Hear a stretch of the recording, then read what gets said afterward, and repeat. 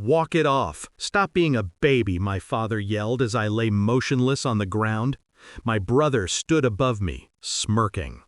Mom accused me of ruining his birthday. But when the paramedic lifted my leg and I didn't flinch, her face changed.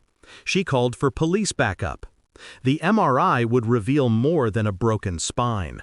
It would reveal a lifetime of fractures. I remember the way my father's voice could slice through silence. Sharp, dismissive, final. He was a man who believed pain was weakness, and weakness was a sin. My brother learned that lesson early. He became father's mirror, louder, meaner, proud of his cruelty. I, on the other hand, was born with a softness they mistook for failure. That day wasn't an accident. I know that now. It was a culmination of years, small torments, accidents that weren't, and a father who called them boys being boys. They said my fall from the tree was my fault. But the look in my brother's eyes before he shoved me told another story. At the hospital, I learned two things. I would never walk again, and no one would face consequences. Father called it a tragic mishap. Mother begged me not to tear the family apart. And my brother? He smiled during the police interview, said I slipped, said I was always clumsy. I stopped crying that day, not because I accepted it, but because I started planning. They mistook silence for surrender. It was the first mistake in a long list of many. Revenge doesn't arrive in fury. It arrives quietly, like frost creeping through the cracks of a window. I studied, I listened, I learned how systems work and how to use them. My father ran a construction company. My brother managed accounts. They hid money, cut corners, bribed inspectors. I knew every secret. I had time, years of it, sitting in that chair, watching, memorizing. When I was 23, I became the ghost in their walls. It started with an email, a whistleblower tip sent anonymously to the tax authority, then another, to the safety board, then one to the bank about irregular transfers between my father's company and my brother's shell accounts. Each message was laced with evidence, photos, ledgers, recordings, proof they couldn't deny. I watched from my apartment window as their empire began to rot. First came the audits, then the frozen accounts, then the headlines. Local contractor under investigation for fraud and safety violations. Father tried to hold it together, but the press didn't stop. The workers turned on him. His partners disappeared.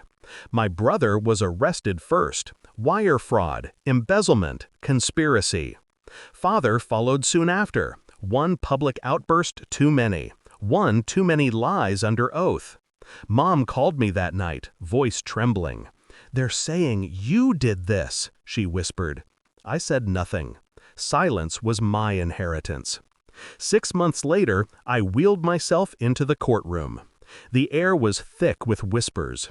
Father's jaw clenched when he saw me. My brother looked like he hadn't slept in weeks. Their lawyer objected to my presence. Irrelevant witness, he claimed. But the judge disagreed. I was the victim of their negligence after all, the one whose accident sparked the scrutiny. When I testified, I kept my tone calm, clinical. I didn't accuse them. I simply described the culture at home, the casual disregard for safety, the pressure to hide mistakes. Every word precise, every pause deliberate. I wasn't there to shout. I was there to bury them with the truth they taught me to suppress. By the end, my brother couldn't look up. Father just stared, breathing hard, veins in his neck pulsing. The verdict came days later. Guilty. Sentences delivered, assets seized, reputation erased.